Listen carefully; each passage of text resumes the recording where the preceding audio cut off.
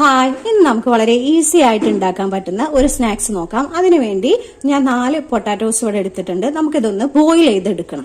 കുക്കറിലോട്ടിട്ട് നമുക്കൊന്ന് ബോയിൽ ചെയ്തെടുക്കാം. ഞാനൊരു ബൗൾ എടുത്തിട്ടുണ്ട്. അതിലോട്ട് നമുക്ക് 1/2 കപ്പ് മൈദ ചേർത്ത് കൊടുക്കാം. ആവശ്യത്തിനുള്ള ഉപ്പ് ചേർക്കാം. 1/2 ടീസ്പൂൺ എള്ള് ചേർത്ത് കൊടുക്കാം. 1/2 ടീസ്പൂൺ ഓയിലും കൂടെ ആഡ് ചെയ്ത് കൊടുക്കാം. ആവശ്യത്തിന് വെള്ളം ഒഴിച്ച് നമുക്കിതൊന്ന് കുഴച്ചെടുക്കാം. ഒരു ചപ്പാത്തി പരുവത്തിലൊന്ന് കുഴച്ചെടുക്കാം. മാവ് ഒന്ന് കുഴച്ചെടുത്തിട്ടുണ്ട്. നമുക്കൊരു 20 മിനിറ്റ് റെസ്റ്റ് ചെയ്യാൻ വേണ്ടിയിട്ട് വെക്കാം. ബോയിൽ ചെയ്തെടുത്തിരിക്കുന്ന പൊട്ടാറ്റോസ് ഒന്ന് സ്മാഷ് ചെയ്ത് കൊടുക്കുക കേട്ടോ. ഫോർക്കോ അല്ലെങ്കിൽ സ്മാഷറൊക്കെ ഉപയോഗിച്ചിട്ട് നന്നായിട്ടൊന്ന് സ്മാഷ് ചെയ്ത് കൊടുക്കാം. ഇനി നമുക്കിതിലോട്ട് പൊടിയായിട്ട് അരിഞ്ഞു വെച്ചിരിക്കുന്ന സവാള ചേർത്ത് കൊടുക്കാം. ഇത് ചെറിയൊരു സവാള കുത്തി അരിഞ്ഞതാണ്.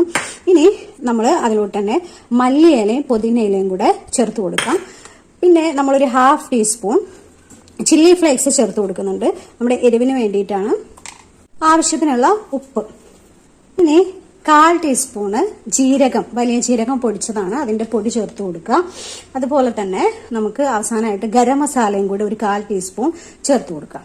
ഒരു 1/4 ടീസ്പൂൺ കാശ്മീരി മുളകും പൊടിയാണ് ചേർക്കുന്നത്. ഒരു 2 പിഞ്ച് മഞ്ഞൾപ്പൊടിയും കൂടെ ചേർക്കാം. ഇനി കൈ വെച്ചിട്ട് നന്നായിട്ടൊന്ന് മിക്സ് ചെയ്തെടുക്കാം കേട്ടോ. നേരത്തെ തയ്യാറാക്കി വെച്ചിരിക്കുന്ന മാവ് എടുക്കാം. എന്നിട്ടൊക്കെ നമുക്കൊന്ന് ചപ്പാത്തി പരത്തുന്നത് പോലെ ഒന്ന് പരത്തിയെടുക്കണം. കുറച്ച് പൊടിയിട്ട് നമുക്കൊന്ന് പരത്തിയെടുക്കാം. നമ്മളിതിവിടെ പരത്തിയെടുത്തിട്ടുണ്ട്. ഇനി അതിന്റെ സെൻട്രലായിട്ട് ഇതുപോലൊരു ചെറിയൊരു പാത്രം വെച്ച് കൊടുക്കുക. അല്ലെങ്കിൽ ഏതെങ്കിലും ഒരു ബോട്ടിലിന്റെ അടപ്പായാണെങ്കിൽ മതി. എന്നിട്ട് അത് വെച്ച് കൊടുക്കുക. ഇനി നമുക്ക് നമ്മൾ നേരത്തെ തയ്യാറാക്കി വെച്ചിട്ടുള്ള ഈ പൊട്ടാറ്റോ മസാല ഇതിലോട്ട് സ്പ്രെഡ് ചെയ്ത് കൊടുക്കണം. മസാല ഒരേ തിക്നെസ്സിൽ നമ്മൾ ഇതിലോട്ടൊന്ന് സ്പ്രെഡ് ചെയ്തിട്ടുണ്ട്. ഇനി നമുക്ക് അതൊന്ന് കട്ട് ചെയ്ത് എടുക്കണം. നമുക്കൊന്ന് കട്ട് ചെയ്തെടുക്കാം.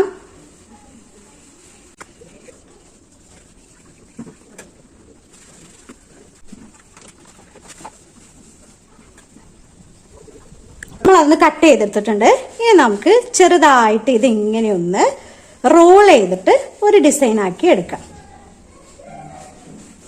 ഇതുപോലെ ചെയ്തെടുക്കാം. അടുത്തതും നമുക്ക് അങ്ങനെ ഓരോന്നും ഇതുപോലെ റോൾ ചെയ്ത് എടുക്കാം. നമ്മളിപ്പോ എല്ലാം ആ ഡിസൈനിൽ ചെയ്തെടുത്തിട്ടുണ്ട് കേട്ടോ. ഇനി നമുക്കിത് ഫ്രൈ ചെയ്തെടുക്കണം. ഒന്നുകിൽ ഫ്രൈ ചെയ്യാം, അല്ലെങ്കിൽ നമുക്ക് സ്റ്റീം ചെയ്യാം. അത് ഏതാണോ ഇഷ്ടം അതുപോലെ നമുക്ക് ചെയ്യാം.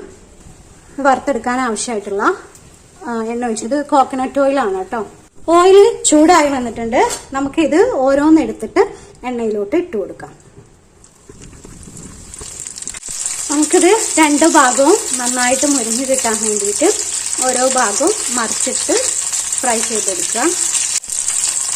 ഇതിപ്പോ 2 ഭാഗവും ഫ്രൈ ആയി വന്നിട്ടുണ്ട്. നമുക്കിത് കോരി മാറ്റാം കേട്ടോ.